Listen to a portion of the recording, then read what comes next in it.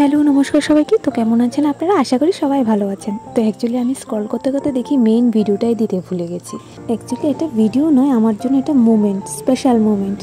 আর ওই দিন আঁখি প্রথমবার ফ্লাইটে চড়বে, তাও আমার সাথে। আর যেদিনকার ভিডিও ওই দিন ছিল 17 সেপ্টেম্বর। আর কলকাতা যাওয়ার একটাই কারণ, আমি আর আঁখি কলকাতাতে শিফট হচ্ছি। হ্যাঁ, এবার থেকে আমরা কলকাতাতেই থাকবো। আঁখির বাবা জব পারপাসে কলকাতায় থাকার কারণে আমরা এখন কলকাতাতেই থাকবো। তো সেই জন্য আমরা সকাল সকাল উঠে চান ধান করে রেডি হয়ে ডিরেক্ট চলে আসি এয়ারপোর্টে। আর এয়ারপোর্টে আমাদের সিএফ করতে হলো আমার দাদা। আর হ্যাঁ, যারা জানে না তাদের জন্য বলছি, 2 বছর পর্যন্ত বাচ্চাদের কোনো টিকিটের ফিস লাগে না, বাট ওরা একটা ফিস হিসাবে 1700 টাকা করে 2 বছর অবধি বাচ্চাদের থেকে নিয়ে, এবং বোর্ডিং পাসও দেয়।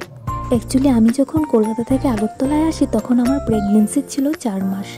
আর তারপর থেকে আঁখির ডেলিভারি 6 মাস পর আমি এখন আঁখিকে নিয়েই কলকাতা যাচ্ছি। সঙ্গে যাচ্ছে মা। নতুন নতুন জায়গা আঁখির জন্য একটু টাফ হবে, তাই আমার মাই কয়েকদিন আমার সাথে থাকবে। জানি আঁখি এখন খুব ছোট, এত কিছু বুঝতে পারবে না, কিন্তু আমার এক্সাইটমেন্ট ছিল খুব বেশি। তার সাথে ছিল অনেক ভয়। আঁখি কি করবে, নতুন ফ্লাইটে উঠছে, কি করবে, চিৎকার করবে না যন্ত্রণা করবে না ঘুমোবে, আমার খুব ভয় ছিল।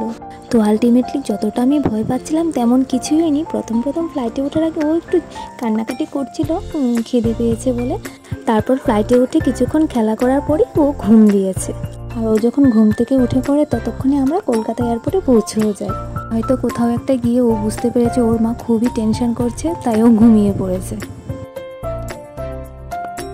আর হ্যাঁ, আমার তরফ থেকে আরও কিছু ইনফরমেশান ছিল। যারা প্রথমবার বাচ্চা নিয়ে ফ্লাইটে উঠবেন তাদের জন্য বলছি, যখন আপনারা হ্যান্ড লাগেজ নেবেন ওটার মধ্যে কিছু বাচ্চার খেলনা, হালকা ব্ল্যাঙ্কেট, জলের বোতল, দুধের বোতল নিয়ে আপনারা ফ্লাইটে উঠবেন।